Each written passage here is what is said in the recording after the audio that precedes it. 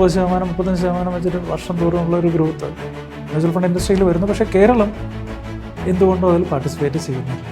ഇപ്പം വളരെ പോപ്പുലറായ ഒരു ആഡാണ് മ്യൂച്വൽ ഫണ്ട് സഹി അല്ലേ, എല്ലാവർക്കും മനസ്സിലാവുന്നുണ്ട് എന്തോ ഒരു നല്ല സാധനം അവിടെ ഉണ്ട്. എനിക്ക് തോന്നുന്നു കേരളത്തിൽ മ്യൂച്വൽ ഫണ്ട്സിനോളം അത്രയും പോപ്പുലറാണെന്ന് തോന്നുന്നു ക്രിപ്റ്റോ ഇൻവെസ്റ്റ്മെൻറ്റ്സ്. പക്ഷേ അത് ഇന്ത്യയിൽ റെഗുലേറ്റഡ് അല്ല. എക്സ്പെൻസ് ചെയ്തിട്ട് വല്ലതും ബാക്കി ഉണ്ടെങ്കിൽ സേവ് ചെയ്യാം, എങ്ങനെയായിരിക്കും. മൈഫിൻ ടിവിയുടെ എല്ലാ പ്രിയപ്പെട്ട പ്രേക്ഷകർക്കും സമ്പത്തിൻ്റെ വഴിയിലേക്ക് സ്വാഗതം.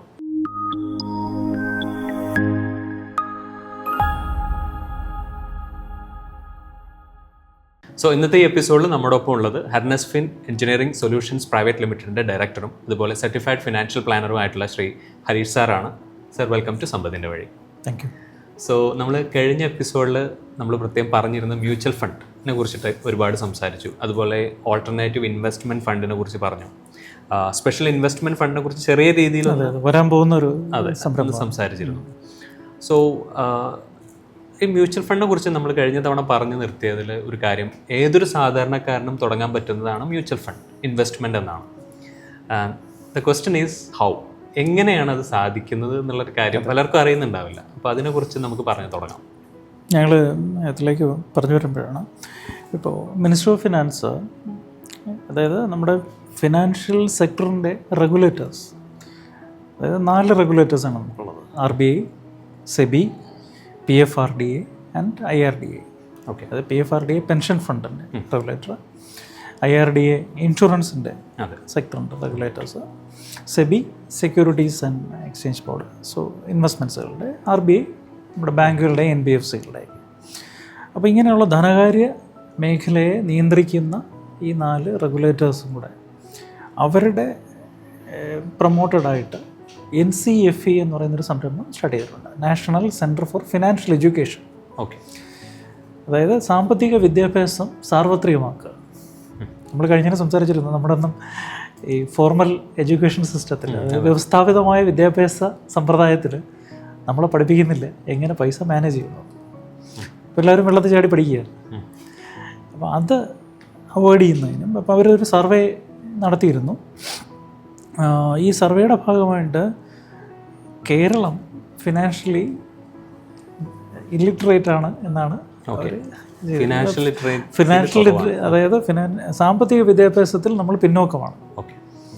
അതിനവരെ ഉദാഹരണമായി പറയുന്നതെന്ന് വെച്ച് കഴിഞ്ഞാൽ നമ്മുടെ ഇടയിൽ, കാരണം നമ്മൾ സ്കൂളിൽ പഠിച്ചിരുന്ന സമയത്തുണ്ടായിരുന്നതാണ് ആട് മാഞ്ചിയം ലെവലിലുള്ള തട്ടിപ്പുകൾ.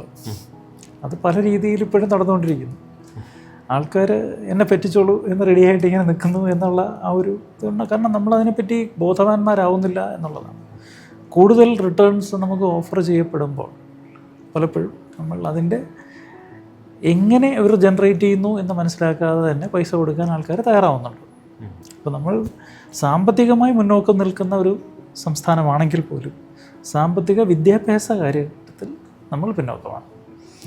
അപ്പോൾ ഈ NCFEയുടെ ഒരു ഇനിഷ്യേറ്റീവിൽ ഞങ്ങളും ഇപ്പോൾ പങ്കാളികളാകുകയാണ്.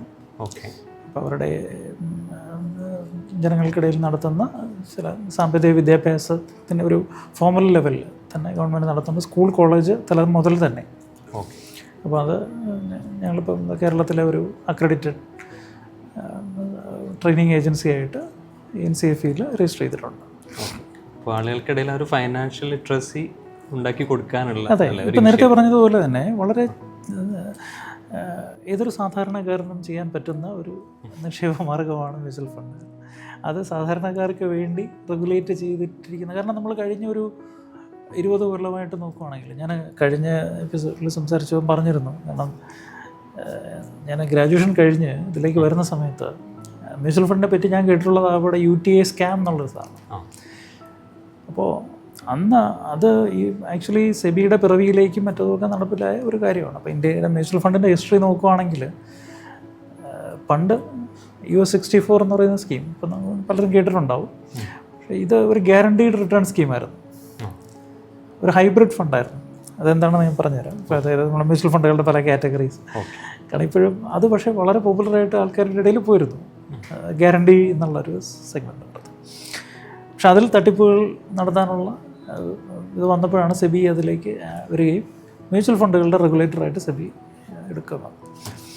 അപ്പോൾ ഈ നേരത്തെ പറഞ്ഞതുപോലെ ഇപ്പോൾ ഇന്ത്യയിൽ അല്ലെങ്കിൽ ധനകാര്യ മേഖലകളിൽ അവൈലബിൾ ആയിരിക്കുന്ന one of the even world സ്റ്റാൻഡേർഡിൽ തന്നെ ഉള്ള നല്ലൊരു റെഗുലേറ്റഡ് ഇൻഡസ്ട്രിയാണ് ഇന്ത്യൻ മ്യൂച്വൽ ഫണ്ട്സ്. കാരണം പാശ്ചാത്യ രാജ്യങ്ങളിൽ പോലും ഇത്രയ്ക്ക് റെഗുലേഷൻസ് ഇല്ല, നമുക്കിവിടെ വളരെ കൺട്രോൾഡാണ്. അപ്പോൾ അതുകൊണ്ടൊരു കാരണം ഉണ്ടായെന്ന് വെച്ച് കഴിഞ്ഞാൽ കഴിഞ്ഞ 10-20 കൊല്ലമായിട്ട് മ്യൂച്വൽ ഫണ്ട് റിലേറ്റഡ് ആയിട്ടുള്ള അങ്ങനെ ഒരു വലിയ തട്ടിപ്പുകളോ സ്കാമുകളോ ഒന്നും, കാരണം അവിടെ ഉണ്ടാക്കാനുള്ള മാർഗങ്ങൾ ഇല്ല എന്ന് തന്നെ പറയാം.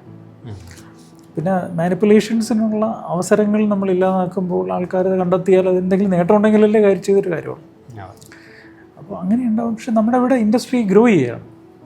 30%, 35% വെച്ചിട്ട് വർഷം തോറുമുള്ള ഒരു ഗ്രോത്ത് മ്യൂച്വൽ ഫണ്ട് ഇൻഡസ്ട്രിയിൽ വരുന്നു. പക്ഷേ കേരളം എന്തുകൊണ്ടും അതിൽ പാർട്ടിസിപ്പേറ്റ് ചെയ്യുന്നില്ല.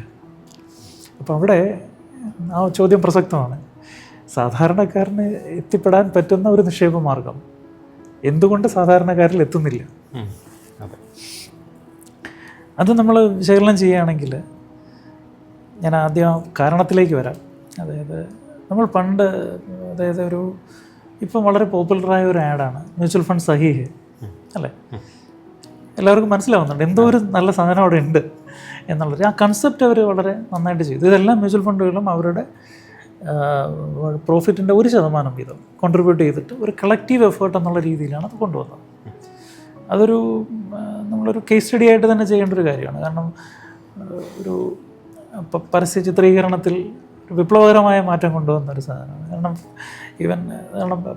വളരെ വിലപിടിപ്പുള്ള അഡ്വർടൈസ്മെൻറ്റ് ടൈമുകളിൽ പോലും അവരത് അവൈലബിൾ ആക്കുകയും നമ്മളുമായിട്ട് ഏറ്റവും നന്നായിട്ട് കണക്ട് ചെയ്യാൻ പറ്റുന്ന സെലിബ്രിറ്റികളെ കൊണ്ട് വളരെ ലളിതമായ ഭാഷയിൽ, സച്ചിൻ തെണ്ടുൽക്കറും ധോനിയും രോഹിത് ശർമ്മയും ഒക്കെ അതിൽ വന്നപ്പോൾ ആൾക്കാർക്കും നമ്മുടെ കൂടെ ഉള്ള ആൾക്കാർ നമുക്ക് വേണ്ടി സംസാരിക്കുന്നു എന്നുള്ള ഒരു കാര്യം മനസ്സിലായി. പക്ഷേ ഇപ്പോഴും മറ്റുള്ള സ്ഥലങ്ങളിൽ പോപ്പുലർ ആകുമ്പോഴും നമ്മുടെ തലയുടെ മുകളിലൂടെ ഇത് പോകുന്നുള്ളൂ. അതെന്തുകൊണ്ട് എന്ന് ചോദിച്ചു കഴിഞ്ഞാൽ, നേരത്തെ പറഞ്ഞതുപോലെ നമ്മളെപ്പോഴും കൂടുതൽ റിട്ടേൺസിൻ്റെ പുറകെയാണ് പോകുന്നത്. ഇപ്പോൾ ഇതൊന്നും കേരളത്തിൽ മ്യൂച്വൽ ഫണ്ട്സിനോളം അത്രയും പോപ്പുലറാണെന്ന് തോന്നുന്നു ക്രിപ്റ്റോ ഇൻവെസ്റ്റ്മെൻറ്റ്സ്. പക്ഷേ അത് ഇന്ത്യയിൽ റെഗുലേറ്റഡ് അല്ല. ഇന്ത്യയിലെന്നല്ല, ഒരു വ്യവസ്ഥാപിതമായ രാജ്യങ്ങളും അതിനെ റെഗുലേഷനിലേക്ക് എടുത്തിട്ടില്ല. അതിൻ്റെ ഫാൻസിയാണ് നമുക്ക് കിട്ടാവുന്ന റിട്ടേണിൻ്റെ പക്ഷേ ക്രിപ്റ്റോയുടെ വേറൊരു വശം നോക്കുകയാണെങ്കിൽ ഇന്നും അതൊരു കൊമേഴ്സ്യൽ ട്രാൻസാക്ഷൻസിനെങ്ങും യൂസ് ചെയ്യുന്നില്ല. ഇപ്പോഴും അതൊരു ഡാർക്ക് വെബിലോ അല്ലെങ്കിൽ അങ്ങനെയുള്ള മറച്ചു വെക്കേണ്ട ട്രാൻസാക്ഷൻസിനോ മറ്റോ ഒക്കെ ഇത് നടക്കുന്നുള്ളൂ. അപ്പോൾ അതുകൊണ്ട് ഒരിക്കലും അതൊരു പോപ്പുലർ ട്രാൻസാക്ഷനായിട്ട് വന്നിട്ടില്ല. പ്രത്യേകിച്ചും അമേരിക്കയിൽ അവരുടെ ഗ്യാസ് പൈപ്പ് ലൈൻസിൽ ഒരു റാൻസം അറ്റാക്ക് വന്ന ശേഷം അവരും അതിൻ്റെ ട്രാൻസാക്ഷൻ എമൗണ്ടിന് ഒരു ലിമിറ്റേഷൻ കൊണ്ടുവന്നു. $10,000 മുകളിലുള്ള ട്രാൻസാക്ഷൻ, പിന്നെ ടെസ്ല ഫണ്ട് എടുക്കുമായിരുന്നു, അവർ നിർത്തി. അങ്ങനെയൊക്കെ ആയപ്പോൾ ഒരു ലോക വാണിജ്യ വ്യവസ്ഥയുടെ ഭാഗമായിട്ട് ക്രിപ്റ്റോ ഒരു ട്രാൻസാക്ഷനായിട്ട് വരുന്നില്ല. ഇതിനൊരു ഫാൻസി വാല്യൂ മാത്രമേ ഉള്ളൂ. പക്ഷേ അതേസമയത്ത് വളരെ ലളിതമായി നമുക്ക് നേരത്തെ ആദ്യം നമുക്ക് സേവിങ്സ് എന്നുള്ളൊരു മെൻറ്റാലിറ്റി നമ്മുടെ ഇതിലേക്ക് വരുമ്പോൾ നമ്മൾ എന്താണ് ഭാവിയിലേക്കുള്ള ഒരു സ്പെൻഡിങ്ങിന് നമ്മൾ സ്റ്റോപ്പ് ചെയ്യുന്നു. അതായത് നമ്മുടെ ഇൻകം മൈനസ് സേവിങ്സ് ആയിരിക്കണം നമ്മുടെ എക്സ്പെൻഡിച്ചർ. ഓക്കെ, നമ്മൾ നേരെ തിരിച്ചാണല്ലോ ചിന്തിക്കുന്നത്. എക്സ്പെൻസ് ചെയ്തിട്ട് വല്ലതും ബാക്കി ഉണ്ടെങ്കിൽ സേവ് ചെയ്യാം, എങ്ങനെയായിരിക്കും? അതെ. അപ്പോൾ നിങ്ങൾക്ക് എത്ര സേവ് ചെയ്യാൻ പറ്റും എന്നുള്ള ആദ്യമേ ഒരു തീരുമാനം എടുക്കുക. ഒരു തമ്പ്രോൾ വെച്ച് പറയുകയാണെങ്കിൽ നമ്മുടെ ഇൻകത്തിൻ്റെ 20-25% 4 അത് നമ്മൾ സേവ് ചെയ്യാനായിട്ട് ട്രൈ ചെയ്യുക. Okay, the rest will be your expenditure. അപ്പോൾ ഇതിൻ്റെ ഒരു ഗുണമെന്ന് വെച്ച് കഴിഞ്ഞാൽ ഇവിടെ കോമ്പൗണ്ടിങ് ആണ്. അപ്പോൾ അത് കോമ്പൗണ്ടിങ്ങിൻ്റെ ഇത് ഐൻസ്റ്റീൻ പറഞ്ഞിരുന്ന 8ാമത്തെ വണ്ടറാണെന്നൊക്കെ നമ്മൾ ഏറ്റവും സിമ്പിളായിട്ട് പറയുകയാണെങ്കിൽ ചതുരംഗ പലകയിൽ ഓരോ മണി അരിയായിട്ട് വെച്ച് നോക്കി കഴിഞ്ഞാൽ 64ാമത്തേലെത്തുമ്പോൾ അത് വളരെ നമുക്ക് ചിന്തിക്കാൻ പറ്റാത്ത ക്വാണ്ടിറ്റിയിലേക്ക് മാറും. അതാണ് കോമ്പൗണ്ടിങ്ങിൻ്റെ കാര്യം. അപ്പോൾ ഈ ഇൻവെസ്റ്റ്മെൻറ്റ്സുകൾ ഇപ്പോഴാണ് നമുക്ക് ഈ 20 വർഷത്തെ ഹിസ്റ്ററി അല്ലെങ്കിൽ 25 വർഷത്തെ ഹിസ്റ്ററിയൊക്കെ മ്യൂച്വൽ ഫണ്ടുകൾക്ക് കാണിക്കാൻ പറ്റുന്നത്. പണ്ട് ഇതെല്ലാം കഥയിലായിരുന്നു. ഇപ്പോൾ അത് റിയാലിറ്റിയിലേക്ക് വന്നു. കാരണം ഇന്ത്യൻ മ്യൂച്വൽ ഫണ്ട് ഇൻഡസ്ട്രിയുടെ ഒരു റിയൽ സ്റ്റോറി അൺഫോൾഡ് ചെയ്യുന്നത് 2000-ന് ശേഷമാണ്. 90s നമുക്കിവിടെ മ്യൂച്വൽ ഫണ്ടുകൾ ഉണ്ടായിരുന്നുവെങ്കിലും അത് either ക്ലോസ്ഡ് എൻഡ് ഫണ്ടുകളോ അല്ലെങ്കിൽ നേരത്തെ ഈ വരേണ്യ വർഗ്ഗക്കാർക്ക് മാത്രമുള്ളൊരു ഇൻവെസ്റ്റ്മെൻ്റ് ആയിട്ടോ നിന്നിരുന്നു. കാരണം ആർക്കും അറിയില്ല. പിന്നെ ലിറ്ററേച്ചറെല്ലാം വെർണാക്കുലർ ലാംഗ്വേജിൽ അവൈലബിൾ അല്ല, എല്ലാം ഇപ്പോഴും ഇംഗ്ലീഷിലോ ഇതിലുള്ളൂ. അപ്പോൾ നമുക്ക് ഇതിനകത്തുള്ള പല ടേംസും ഇപ്പം നെറ്റ് അസറ്റ് വാല്യൂ എന്നുള്ളൊരു ടേം എല്ലാവരും പറയുന്നുണ്ട്. ഇതിന് ചിലർ പറയും നാവ് എന്ന് പറയും. നമ്മൾ കേൾക്കുമ്പോൾ നാക്കാണോ എന്നുള്ള രീതിയിൽ തെറ്റിദ്ധരിക്കും. അപ്പോൾ ഈ നെറ്റ് അസറ്റ് വാല്യൂ എന്താണ്? നമ്മളൊരു ഷെയറിൽ നിക്ഷേപിച്ച് കഴിഞ്ഞാൽ നമുക്കറിയാം നമ്മൾ ഇത്രയാണ് ഷെയറിൽ ഇട്ടിരിക്കുന്നത്, ഇതാണ് നമ്മുടെ ഒരു ഷെയറിൻ്റെ price. Into number of quantity multiply ചെയ്ത് കഴിഞ്ഞാൽ നമ്മുടെ വാല്യൂ കിട്ടും. ഈ മ്യൂച്വൽ ഫണ്ട് എന്താണ്? ഒരു കളക്റ്റീവ് ഇൻവെസ്റ്റ്മെൻറ്റ് വെഹിക്കിളാണ്. അത് ഒരു ഒബ്ജക്റ്റീവിലേക്കാണ് ഇൻവെസ്റ്റ് ചെയ്യുന്നത്. അപ്പോൾ ഫോർ എക്സാമ്പിൾ ലാർജ് ക്യാപ്പിൽ ഇൻവെസ്റ്റ് ചെയ്യുന്ന ഫണ്ടാണെങ്കിൽ ഇതിൻ്റെ ഇൻവെസ്റ്റ്മെൻറ്റ്സുകളിലെ മെജോറിറ്റി പോകുന്നത് വലിയ കമ്പനികളിലേക്കാണ്. അപ്പോൾ അവർ പ്രൊപ്പോർഷനേറ്റായിട്ട് ഫണ്ട് മാനേജറിൻ്റെ കോളാണ് എത്രത്തോളം ഞാൻ അലോക്കേറ്റ് ചെയ്യണം. അപ്പോൾ 100 രൂപ നമ്മൾ കൊടുത്തു കഴിഞ്ഞാൽ അതിൽ 5 രൂപ റിലയൻസിലേക്കും 5 രൂപ TCSലേക്കും 6 രൂപ ഇൻഫോസിസിലേക്കും ഒരു 7 രൂപ HDFC ബാങ്കിലേക്കും അങ്ങനെ പല സെക്ടറിലുള്ള കമ്പനികളിലേക്കായിട്ടായിരിക്കും മാറ്റി മാറ്റി നിക്ഷേപിക്കുക. That is a percentage of allocation. 100%-നെ നമ്മളിങ്ങനെ ഡിവൈഡ് ചെയ്യുന്നു. ഇതിൻ്റെ ഷെയർ പ്രൈസിൽ ദിവസം മാറ്റം വരുമല്ലോ. ഒപ്പം തന്നെ ഓപ്പൺ എൻഡഡ് ഫണ്ടാണെങ്കിൽ അതൊരു സിറ്റി ട്രാൻസ്പോർട്ട് വെഹിക്കിൾ പോലെയാണ്. ഓരോ സ്റ്റോപ്പിലും ആൾക്കാർക്ക് കയറാം ഇറങ്ങാം. അപ്പോൾ ഡെയിലി പർച്ചേസസും റിഡംഷൻസും നടന്നുകൊണ്ടിരിക്കും. ആൾക്കാർ വരും പോകും. അപ്പോൾ ഒരു നെറ്റ് അസറ്റ് വാല്യൂ എന്നുള്ള കാൽക്കുലേഷൻ എടുക്കുന്നത് എല്ലാ കമ്പനികളുടെയും നെറ്റ് അവരെത്ര ഷെയർ ഉണ്ട് ഹോൾഡ് ചെയ്യുന്നുണ്ട് ഇതിനെല്ലാം കൂടെ ആഡ് ചെയ്തിട്ട് എത്ര ഇൻവെസ്റ്റേഴ്സ് ഉണ്ട് അതിനെ യൂണിറ്റ് ആയിട്ട് ഡിവൈഡ് ചെയ്യും. 10 രൂപയിലാണ് പലരുടെയും യൂണിറ്റ് സ്റ്റാർട്ട് ചെയ്യുക. അപ്പോൾ ഓരോ യൂണിറ്റ് ഹോൾഡറിനും എത്രയാണ് എൻ്റെ വാല്യൂ എന്നറിയാൻ പറ്റും. ഇപ്പോൾ ഞാൻ 10 രൂപ സ്റ്റാർട്ട് ചെയ്തു, ചിലപ്പോൾ ഒരു 20 കൊല്ലം കഴിയുമ്പോൾ അതിൻ്റെ വാല്യൂ 100 രൂപ ആയിട്ടുണ്ടെങ്കിൽ you got considerable growth in that. അപ്പോൾ അതാണ് അതിൽ വരുന്നത്. അപ്പോൾ നെറ്റ് അസറ്റ് വാല്യൂ ആണ്. അപ്പോൾ ഇതിനിടയിൽ ആൾക്കാരുടെ ഇടയിൽ ചില മിഥ്യാധാരണകളുണ്ട്. ഈ പുതിയ ഫണ്ടുകൾ വരുമ്പോൾ എല്ലാവരും ഭയങ്കരമായിട്ട് പ്രൊമോട്ട് ചെയ്യും. അത് NAV 10 രൂപയ്ക്ക് കിട്ടുമല്ലോ. പുതിയ ഫണ്ടിന് എപ്പോഴും 10 രൂപയായിരിക്കും അല്ലേ NAV സ്റ്റാർട്ട് ചെയ്യുന്ന 10 രൂപയായിരിക്കും. പക്ഷേ നമ്മൾ 10 രൂപയുടെ ഒരു ഫണ്ടിൽ ഇൻവെസ്റ്റ് ചെയ്യുന്നതാണോ അതോ ഒരു 220 രൂപ ഉള്ള പഴയ ഒരു ഫണ്ടിൽ ഇൻവെസ്റ്റ് ചെയ്യുന്നതാണോ നല്ലത്? പൊതുവേ ആളുകൾ ചിന്തിക്കും 10 രൂപയുടെയാണെന്ന്. പക്ഷേ കാരണം എന്താണ് അതിൻ്റെ അടിസ്ഥാനം? കാരണം നമ്മളെല്ലാവരും ഇൻവെസ്റ്റ് ചെയ്യുമ്പോൾ അത് ഇൻവെസ്റ്റ് ചെയ്യുന്നത് ഇന്നത്തെ വാല്യൂയിലുള്ള സെക്യൂരിറ്റിയിലായിരിക്കും. അപ്പോൾ ഈ 10 രൂപയുടെ ഫണ്ട് വാങ്ങുന്നതും ഇന്നത്തെ ഇൻഫോസിസ് വാങ്ങുന്നുണ്ടെങ്കിൽ 220 രൂപയുടെ ഫണ്ട് വാങ്ങുന്നത് ഇന്നത്തെ വിലയിലായിരിക്കും. ഇത് നമ്മൾ സ്റ്റോക്കിലോട്ട് വരുമ്പോൾ IPO-ലും ഇതേ കഥ തന്നെയല്ലേ, ഇതേ കാര്യം തന്നെയല്ലേ? അതെ. അപ്പോൾ ഇതിൽ ബെറ്റർ നമ്മളെപ്പോഴും അഡ്വൈസ് ചെയ്യുന്നത് ഒരു പ്രൂവൺ ഫണ്ടിൻ്റെ പിറന്നാല് പോകും.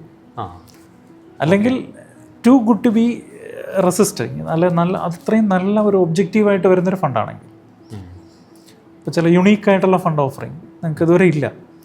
അല്ലെങ്കിൽ നമ്മളിപ്പോൾ കണ്ടുകൊണ്ടിരിക്കുന്ന ഒരു സൂ ക്രിയേഷനാണ്. നമ്മൾ സാധാരണ എന്താ ഒരു കാഴ്ച ബംഗ്ലാവിൽ പോയാൽ അല്ലെങ്കിൽ ഇപ്പോൾ കടുവയുടെ ഒരു കൂടുതൽ ചെന്ന് ഒരു 5 ടൈപ്പ് കടുവകളെ കാണാം. ബംഗാൾ കടുവ അല്ലേ, വരയൻപുലി, പുള്ളിപ്പുലി, അങ്ങനെയൊക്കെയുള്ള പലതും ഉണ്ടാവും. അപ്പോൾ ആക്ച്വലി ഇതിൻ്റെ എല്ലാം പർപ്പസ് ചിലപ്പോൾ ഒന്നായിരിക്കാം. അപ്പോൾ അതുകൊണ്ട് ആണിപ്പം സെബിയുടെ പുതിയ ക്ലാസിഫിക്കേഷൻ വന്നപ്പോൾ ഫണ്ടുകൾക്ക് എല്ലാവർക്കും പേരുകൾ സെയിം ആയി. പണ്ടൊക്കെ എക്സോട്ടിക് പേരുകൾ ഇടുമായിരുന്നു. ബിസിനസ് അഡ്വാൻറ്റേജ് ഫണ്ട് അല്ലെങ്കിൽ എമർജിങ് ബിസിനസ് ഫണ്ട്. ഓക്കെ. അപ്പോൾ ഇപ്പോൾ അങ്ങനെയൊക്കെയുള്ള ഫണ്ടുകൾ മാറ്റിയിട്ട് ഓപ്പർച്യൂണിറ്റീസ് ഫണ്ട് ഇതൊക്കെ ഉണ്ടായിരുന്നു.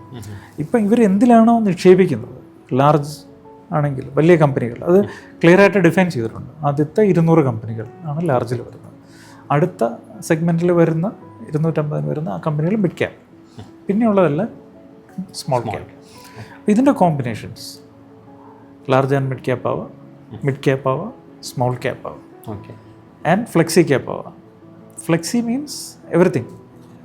അവർ എല്ലാത്തിലും ചേർത്ത് മാനേജ് ചെയ്യാൻ പറ്റും. അതായത് ലാർജ്, സ്മോൾ ആൻഡ് അത് ഫണ്ട് മാനേജറിൻ്റെ കോളാണ്. അവിടെ റെസ്ട്രിക്ഷൻസ് ഒന്നുമില്ല. മൾട്ടി ക്യാപ്പ് ഉണ്ട്, പക്ഷേ അതിൽ വ്യത്യാസമാണ്. ഈ ഫ്ലെക്സി ക്യാപ്പ് മൾട്ടി ക്യാപ്പുള്ള വ്യത്യാസം. മൾട്ടി ക്യാപ്പിൽ ലാർജിൽ ഇത്ര ആയിരിക്കണം, മിഡിൽ ഇത്ര ആയിരിക്കണം, സ്മോളിൽ ഇത്ര ആയിരിക്കണം എന്നുള്ളത് clear define. Asset allocation SEBI പറഞ്ഞിട്ടുണ്ടായിരിക്കും അല്ലേ? യെസ്. കുറച്ച് ലീവേ അങ്ങോട്ടും ഇങ്ങോട്ടും വരാം, 20%. ഇപ്പോൾ വളരെ സിമ്പിളാണ് മ്യൂച്വൽ ഫണ്ട്സിലെ ഇൻവെസ്റ്റ്മെൻറ്റ്സ് ഒരാൾക്ക് സ്റ്റാർട്ട് ചെയ്യാന്നുള്ളത്. ഓക്കെ. കാരണം നേരത്തെ പറഞ്ഞാൽ നമ്മുടെ ജാം ട്രിനിറ്റി, അതായത് പിന്നെ മൊബൈൽ, ആധാർ ആയിട്ട് എല്ലാം ലിങ്ക്ഡ് ആയതോടെ, ബാങ്ക് അക്കൗണ്ടുമായിട്ടും എല്ലാം കൂടെ ലിങ്കിങ് വന്നതോടെ ഇപ്പോൾ നമ്മളെക്കാളും കൂടുതൽ നമ്മുടെ ഫിനാൻഷ്യൽ ട്രാൻസാക്ഷനെ പറ്റി ഗവൺമെൻറ്റിന് വിവരമുണ്ട്. അതായത് ഈ ഇപ്പോൾ തന്നെ ഇൻകം ടാക്സിൻ്റെ റിട്ടേൺ ഫയലിംഗ് ഇത്തവണ ഒരു സെപ്റ്റംബറിലേക്ക് ഫയൽ പുഷ് ചെയ്തിട്ടുണ്ടായിരുന്നു. കാരണം അതിന് ജൂലൈ 31 ലാസ്റ്റ് ഡേറ്റ്. ഇത്തവണ അത് നീട്ടിയിട്ടുണ്ട്. പക്ഷേ ITR 1 ഉം 4 അവൈലബിൾ ആണ്. ഈ ITR 1 ഉം 4 എന്ന് പറഞ്ഞു കഴിഞ്ഞാൽ നമുക്ക് വേറെ ഒരു ഇൻകം ഇല്ലെങ്കിൽ, ക്യാപിറ്റൽ ഗെയിൻ 1.25 ലക്ഷത്തിന് താഴെയാണെങ്കിൽ, കാരണം അത് എക്സംഷൻ ലിമിറ്റ് 1.25 ലക്ഷമാണ് ഒരു വർഷം, ലോങ് ടേം, 1 ലോ 4 ലോ ഫയൽ ചെയ്യാം.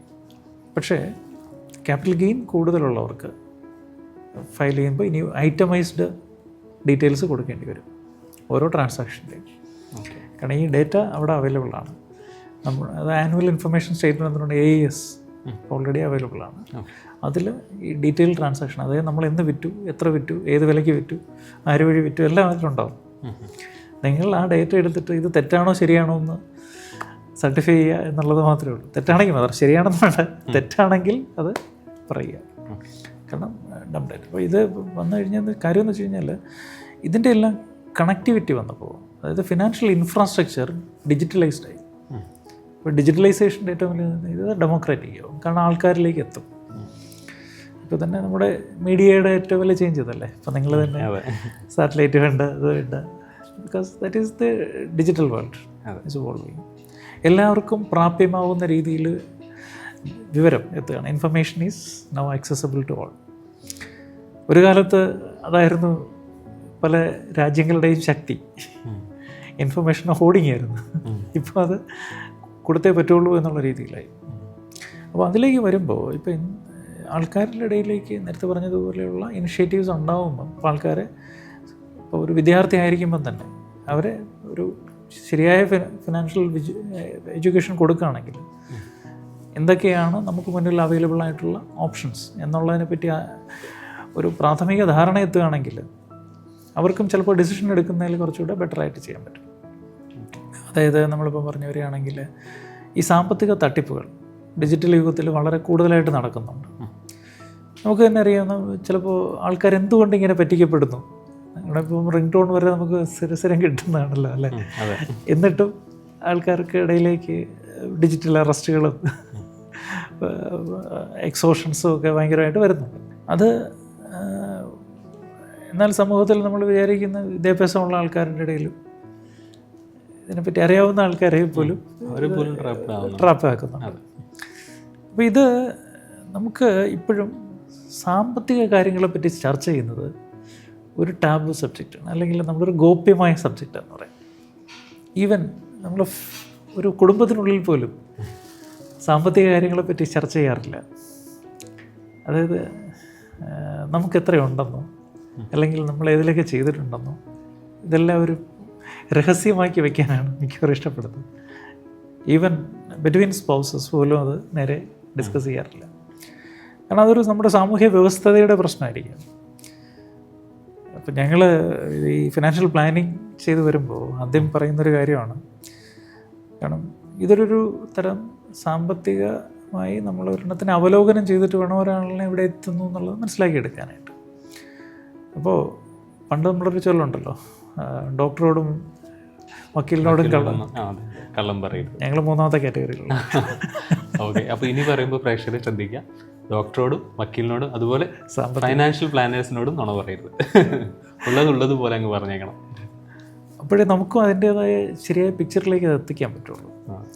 കാരണം പലരും അവരെ ഡിസ്ക്ലോസ് ചെയ്യാറില്ല കാര്യങ്ങളെത്തിനാണ്. അപ്പോൾ ഒരാൾക്ക് ഇപ്പോൾ നമ്മൾ ഏറ്റവും കൂടുതൽ അത് ബാധിക്കുന്ന നിക്ഷേപങ്ങളിലല്ല, റിസ്ക് മാനേജ്മെൻറ്റിലാണ്, ഇൻഷുറൻസ് പ്ലാനിങ്.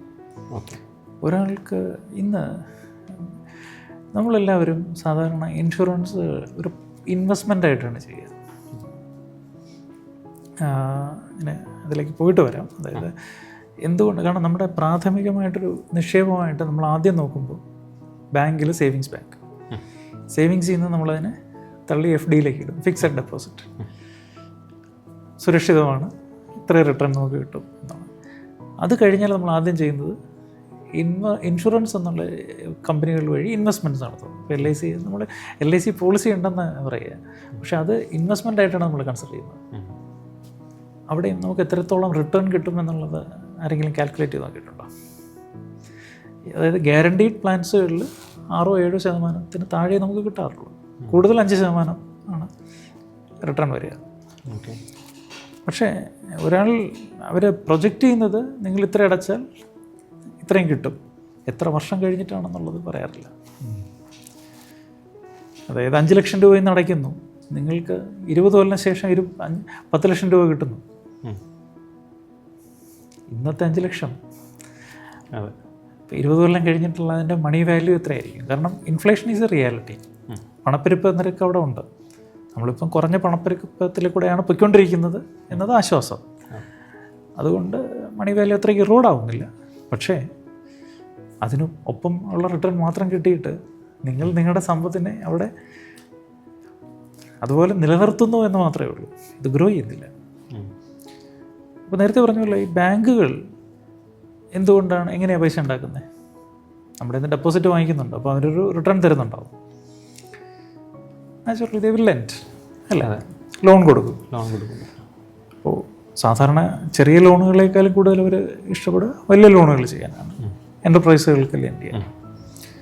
അപ്പോൾ ഒരു വലിയ കമ്പനി, ഇപ്പോൾ നമുക്ക് FDക്ക് 7% റിട്ടേൺ കിട്ടുന്നെങ്കിൽ ഒരു കമ്പനിക്ക് പ്രൈം ലെൻഡിങ് റേറ്റ് എന്ന് പറയും, നമ്മൾ PLR 9-10% റേറ്റിലായിരിക്കും. 9% കൂട്ടിക്കോളും. ഇപ്പോൾ 2% ബാങ്കിൻ്റെ മാർജിൻ.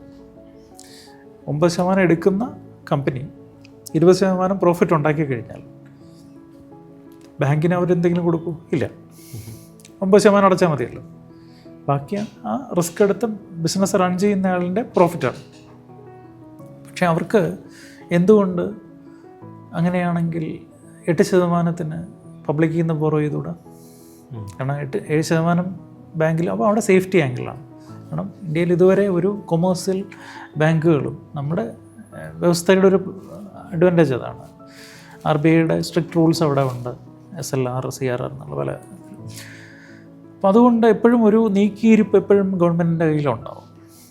അപ്പോൾ ഒരു വിശ്വാസ്യതയുടെ പുറത്തും പല ബാങ്കുകളിലും പ്രൈവറ്റ് മേഖലകളിലുള്ളത് തട്ടിപ്പുകളുടെ ഭാഗത്തുമായിട്ടും കെടുകാര്യസ്ഥതയായിട്ടും നഷ്ടത്തിലേക്ക് പോയിട്ടുണ്ടെങ്കിൽ പോലും ഒരിടത്തും പബ്ലിക്കിൻ്റെ പൈസ നഷ്ടപ്പെട്ടിട്ടില്ല. ഡെപ്പോസിറ്റേഴ്സിൻ്റെ തിരിച്ചു കൊടുത്തിട്ടുണ്ട്.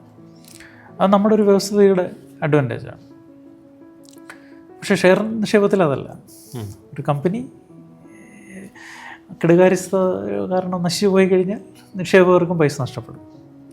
അപ്പോൾ അവിടെ നമ്മൾ നോക്കി നിക്ഷേപം നടത്തുക, നല്ല റിട്ടേൺ നമുക്ക് കിട്ടാം. അവിടെയാണ് മ്യൂച്വൽ ഫണ്ട്സുകൾ വരുന്നത്. നേരത്തെ പറഞ്ഞാൽ അവർ ഒരു fund manager, it's a professional fund manager has a right to manage. അവർക്ക് ആ സ്കിൽ സെറ്റ്സ് ഉണ്ടാവണം. അത് സെബി എൻഷുർ ചെയ്യുന്നുണ്ട്.